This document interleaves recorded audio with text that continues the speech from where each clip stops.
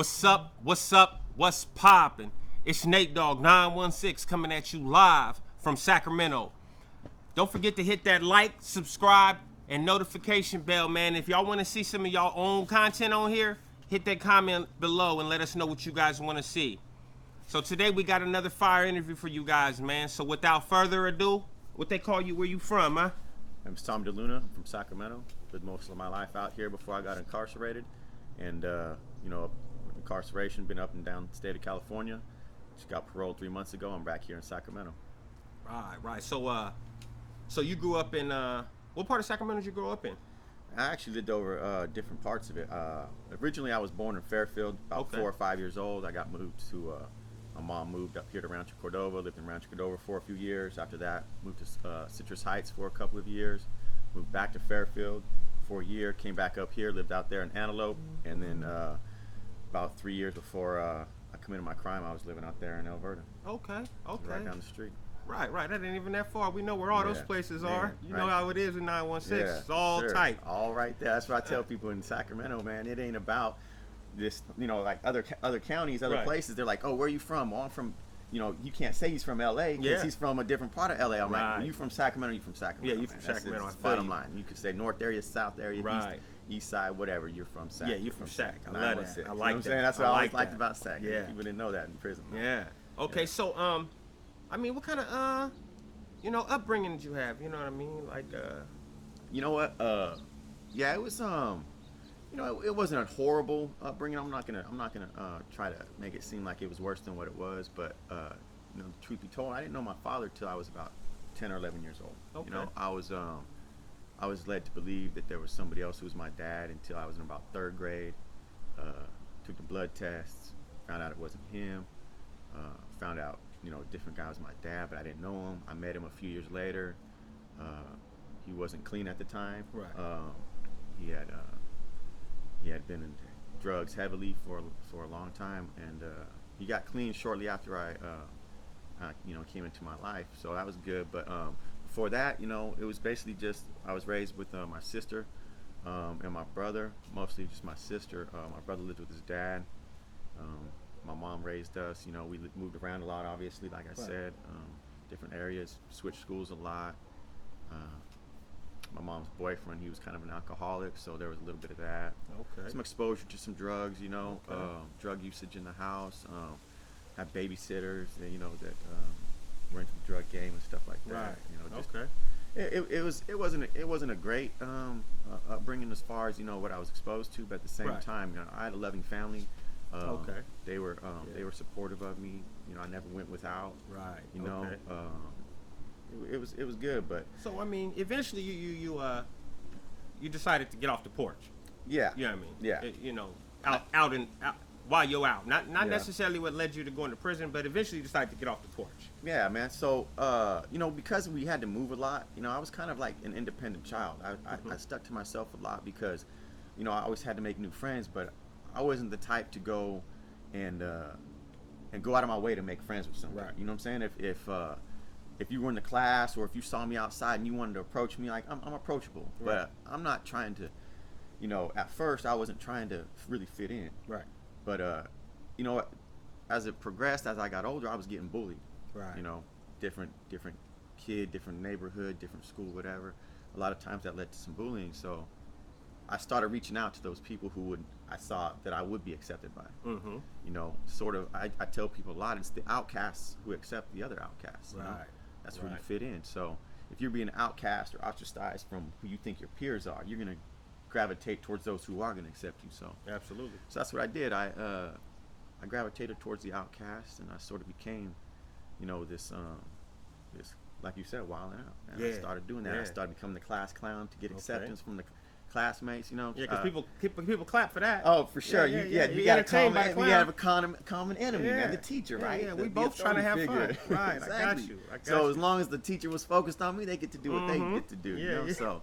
And they were never as bad as me, so it was always like, oh, well, you're okay, but Tommy, go to the principal's office. Right, you know what I'm saying? So okay. I spent a lot of time, throughout my school years in the principal's office. A lot of detention. Sounds familiar. A few suspensions. Familiar. You know what I'm saying? Right. I got suspended probably like every year from like second grade on, Okay, okay. I had at least one suspension for something, mostly fighting, disrespecting teachers. I remember when I was like second grade, I got paddled by the teacher. Yes, I remember that. They used to do that back in the day. They don't know nothing about that these days. They used to do that back in the day, right? So, I got paddled. I remember Paddle too. with the wood paddle? They called paddle for sure.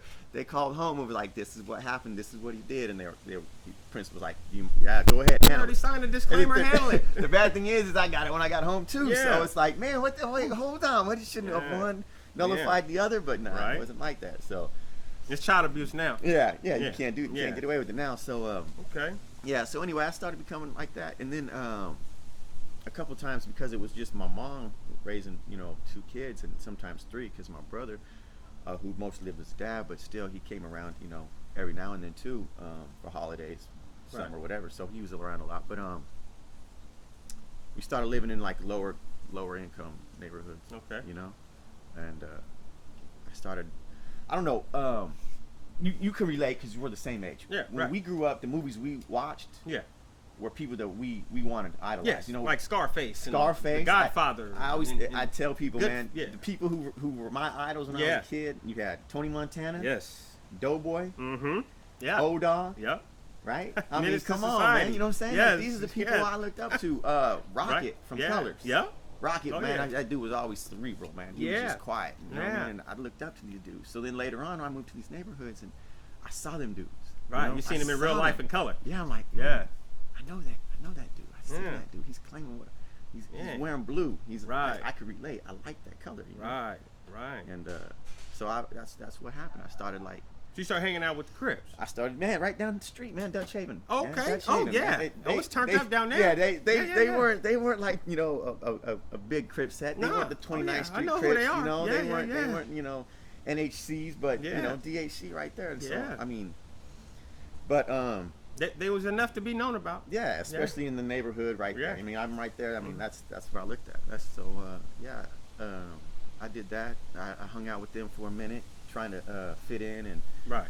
I just moved to from Antelope, which is right across the street over here from Walerga, and I moved all the way over there to a couple miles down the street, not all the way, but still. And so that they were the dudes that I met when I first got to that neighborhood. Right. So Absolutely.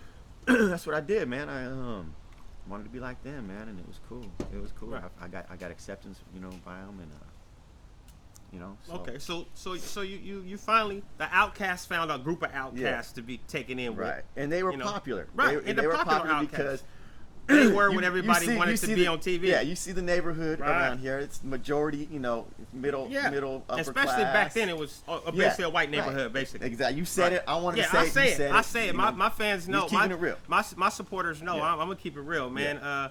That area out there, Alberta, Rio Linda. Alberta, basically an extension of Rio Linda, man. Yeah, And y'all that's know all it about is. Rio Linda if you watch my story. For You know real. what I mean? So Yeah. basically, so the Outcast is hanging out with the rest of the Outcasts. So Yeah. now y'all clicked up. You're not necessarily a gang member, but you hanging out with the gang Man, members. exactly. You know what I mean? And- Affiliation. Exactly. And you know what they say, guilty by association. Absolutely. So Absolutely, no you doubt. take on that persona. You might not have been, put on, but you was Right. with them. Right. You was hanging out with them. Yeah. And so okay, eventually all this, any juvenile time, any No. any time like that. I did a lot of stuff Right. to get juvenile Right, time, right. but I was always slick with it. Okay, you I got was away. always slick with it. Cool. I got away with everything. Good. Excuse me. There was a time when I was this close. Yeah. On a number of absolutely. occasions. You know what I'm Right. saying? But I just got away with this. Okay. So eventually, something led to you getting caught up to go to prison. Well, yeah. So in prison, and you know this if Yeah. you ever done groups in prison, they tell you Yeah. that cycle of addiction, that cycle Okay. of addiction. You know what I'm saying? Right.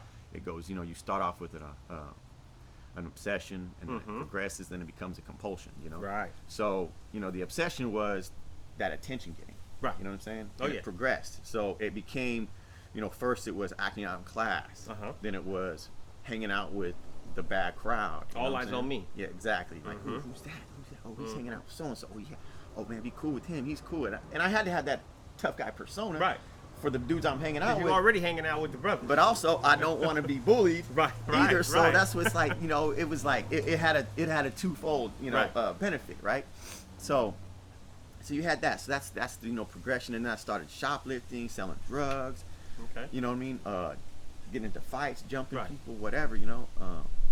All of that. So then that turned into a compulsion. Now it was like, now I'm just doing it automatically. Right. I'm not even thinking about the consequences, the Right. repercussions, burglaries. I get a gun. Next thing you know, it's like, man, I got this gun, man. What am I gonna do with it? So I thought, you know what, man? I want some money. Right. You know, selling drugs was out. Got busted. Got caught by my mom's boyfriend doing that. Right. So I couldn't do that anymore. He was yeah. He wasn't cool with that. Obviously, he wasn't going for that. Yeah, Right. what parent is, right? So, yeah. So, I got caught doing that. So I thought, okay, well, I still need to make some money. I had a job, got fired from it. Actually, I had 3 jobs. I got fired from all 3 of them. Got fired from the Taco Bell right there on Watt Avenue. Yeah. Yeah, I got fired from that for stealing money. got fired from Tower Records for stealing CDs. Tower Records. Yeah. Wow. You ever? Wow. When was the last time you saw Tower Records? Man, that's right? been a minute. They don't even. Before I went to prison. They don't even exist. Yeah, anymore, before, like right? back when you went to prison. Before I went to prison. Yeah. Yeah, that's crazy. So, yeah, I'm like, Tower Records. Where's it at now? They're like, there ain't what Tower Ain't no more Records? Tower Records. Yeah, you talking about the Tower Theater over there? Yeah. that's, Theater? that's the only Tower thing Yeah. you see now, Yeah. right? But yeah. What's a CD, really? Right. Yeah, for real. You ain't lying. So, So you riding around with a gun. yeah. You doing, So, you hitting yeah, I'm licks. like, man, I want to do something, make some fast cash. So, just right on the corner right here, man, off of Alberta, that little shopping center over there. Over there by Chicken and Rear? You know what? I don't even know what's over there. Oh, anymore. okay, yeah. But it's that. But not that far from here. Yeah, I know where that's at. It's right in the middle of Valorga and Antelope. Yeah. Yeah. So I decided to rob it, man, and in The whole center? no, just Oh. a restaurant. There was a restaurant it was a right there. restaurant. My bad. Oh. Yeah, there was a restaurant right I'm like, there. you Yeah, just went door to door. Yeah, no. Everybody Right. kick in. Right. Nah. So I'm like, I'm gonna go commit this robbery, this little restaurant right there. I Right. used to work there actually, so I Okay. kind of knew the layout. Right. Okay. And it was crazy because in the movies you see things go down one way. You So think, smooth. That's how it's gonna Yeah. be in real life. I'm gonna show a gun, everybody Yeah, gets everybody scared. gonna cough it up. Exactly, right? It was closed, so it wasn't like there was customers in there. I figured it'd be like, just a few people, whatever. Right. I walk in, show the gun, everybody in the back. It kind of like froze, like the time froze. Right. You know what I mean? Like Everything you think- slowed down. Yeah, it's like, man, everything's slow motion. Everybody's kind of like stuck, like shocked, right? Right. You're like, man, this ain't no joke, man. What the hell? Mm-hmm.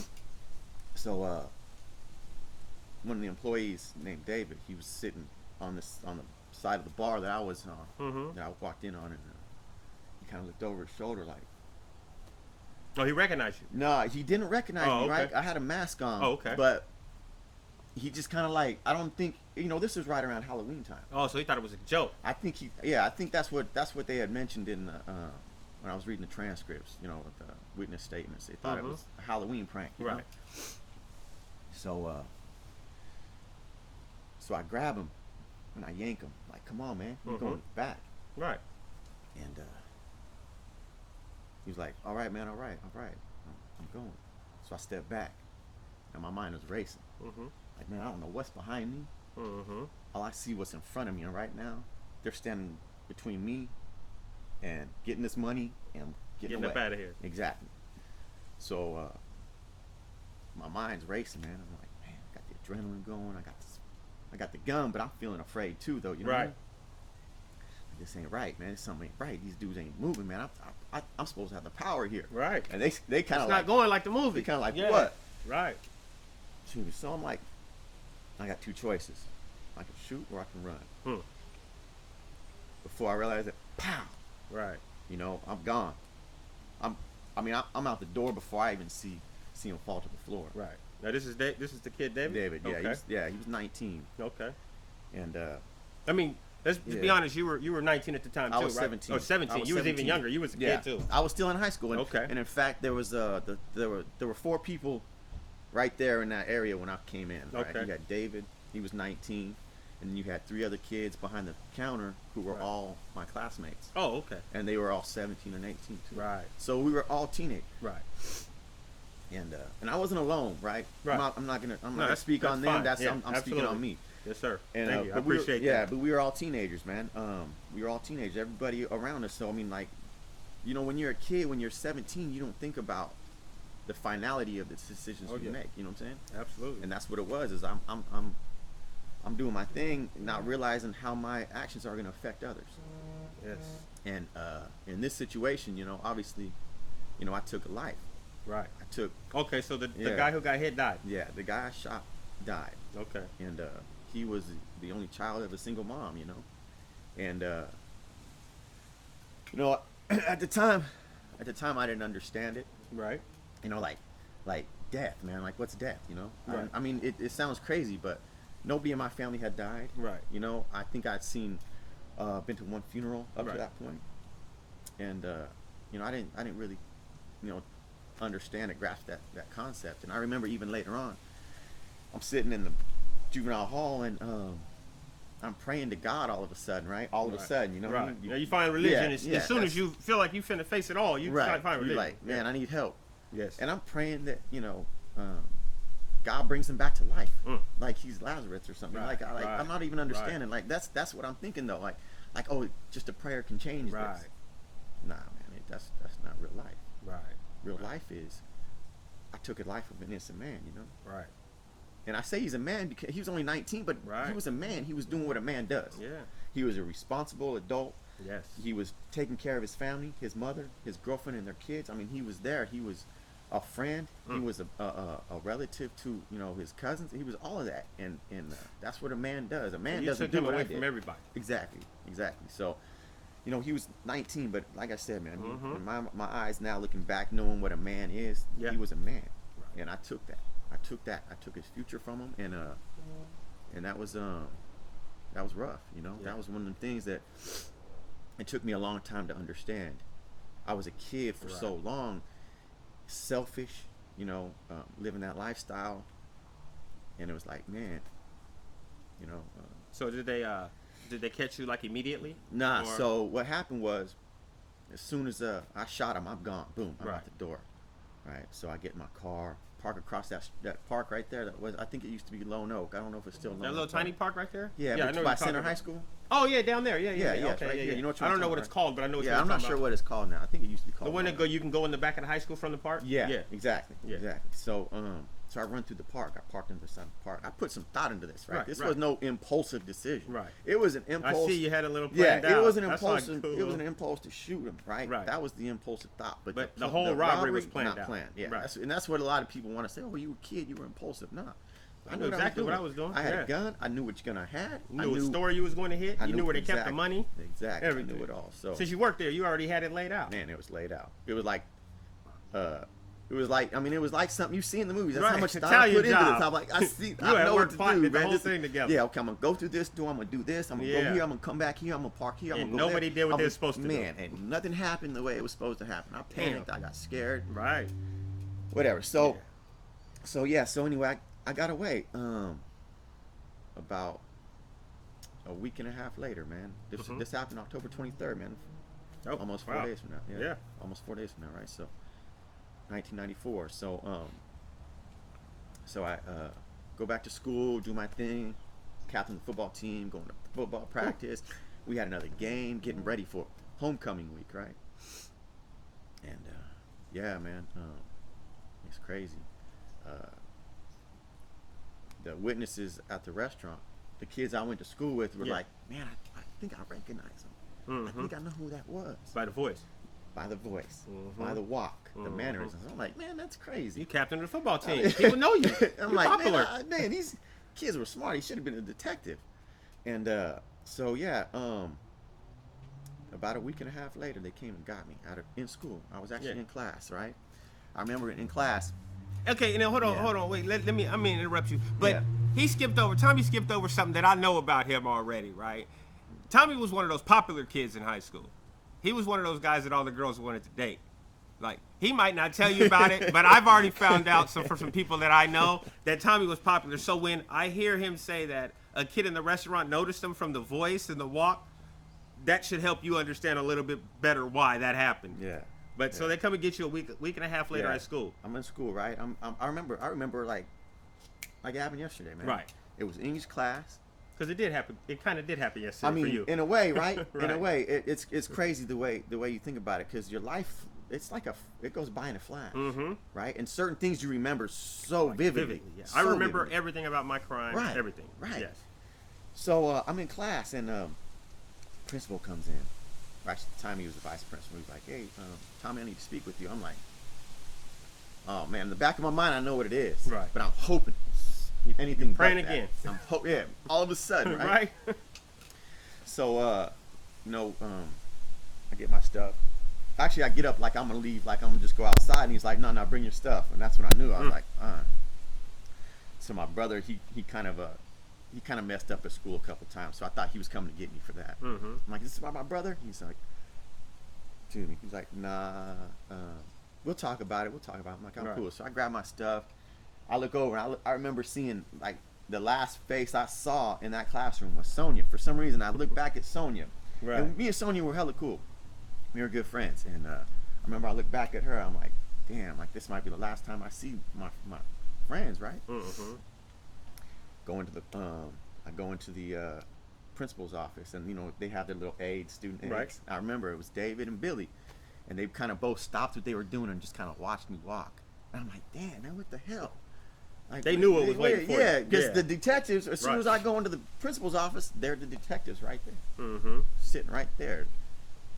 And Detective Dean and Detective Fancher. And they're like, "Hey, we just want to ask you some questions. You want to come down?" Being all real cool and everything, right? I'm like, "Okay." They're just trying to get you down to the police Yeah, station. cool. It's cool. Yeah, we can go down. And you 17. You ain't never dealt with the police, I ain't really. hiding nothing, man. I'm cool. I got my alibi. I got everything. Right. I got it down pat. So I'm like, man, I'm cool. So I get in the detective's car. He puts me in the front seat, right? I'm not arrested. He's, Come on, sit in the front seat. Yeah. And then I look in the back. I look in the mirror, right? And I notice the other detective got into a different car. And my co-defendant, my dude, he's in his car. Right. I didn't even notice it at first. I'm like, oh. When I saw him get in the car, now I'm noticing it. And I'm like, oh. Too late to run. Too late to run, Yeah. right? And now I'm knowing, it's like, okay, if they had just gotten me, it's like I could talk my way out of it, right? But they got my dude too, so it's like, nah, they know something. They ain't no getting away. So anyway, I still try it. So they question me. I'm like, I'm all cool. It's good, man. Man, I wasn't nowhere near there, man. I was over here with dude, and we was doing this. Man, we was way other side of town, man. I don't even know this dude, man. Anybody could look like him. He sounds like a lot of people I know, Especially in this area. Yeah, right? Yeah. Exactly. Yeah. Exactly. So they're like, okay, that's cool, we get it. I said, look, I want to talk to my mom though. Talk to moms. Yeah. That's a wrap. Yeah.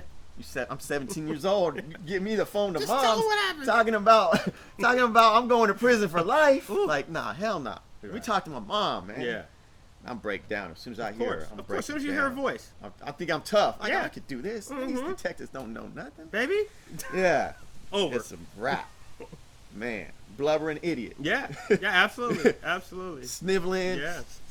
I mean, it's just coming out. And later on, man, that's what you want to do, is you reach out to what you know, what you feel comfortable, who's gonna come and nurture you. Yeah. But that was probably the worst decision, and from a defendant standpoint. Right. Now that you know. I'm a defendant. Right. You know what I mean? Now Absolutely. I'm defend. I have to defend myself here, right? Absolutely. It ain't about David. It ain't about justice. No, it it's ain't about you it's defending about yourself me and for your life, fighting for your life. As a 17-year-old teenage boy trying to keep the only thing he knows. Yeah. Don't send me to prison. I'm scared. Man. Yeah. I'm a baby. I don't even shave yet. Right. You know what I'm saying?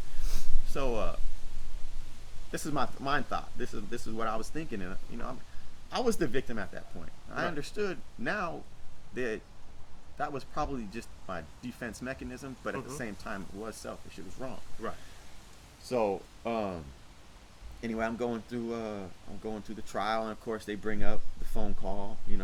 That takes away all deals. Yeah. We don't give him a deal for what? We got him dead bang. Look at what he says to us. We know what he's saying. Okay. You know what I'm saying? We So know what he's on saying. the phone call, you On pretty the much phone admitted call, it to your mom. I'm trying to be as cryptic as possible, Right. but it Yeah. ain't working. Yeah. You know what I mean? Things are coming out that I know I ain't supposed to be Right. saying, but at Right. the same But time, you're I emotional. I can't lie to mom. It's You know what mom. I'm saying? Yeah. And this is my first arrest. This is Right. the first You time. never dealt with So it. it ain't Right. like I'm Absolutely. in, you know what I mean? It's As not much like as me at 12 and a half. I've been doing it back at 17. I'm like, Right. I don't know nothing. Yeah, exactly.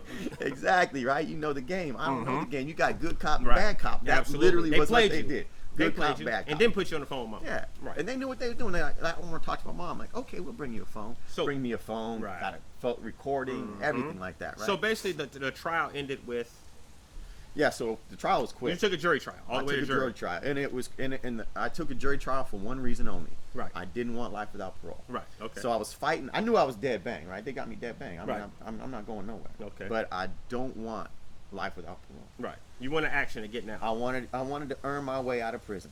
Right. As much as I wasn't ready for it at that point in time, You as still much as wanted to I be able to get out. didn't deserve it at that time, I still wanted an opportunity to, earn my way out of prison. Right. It didn't happen. Hmm. Didn't happen. I think it was October 13th.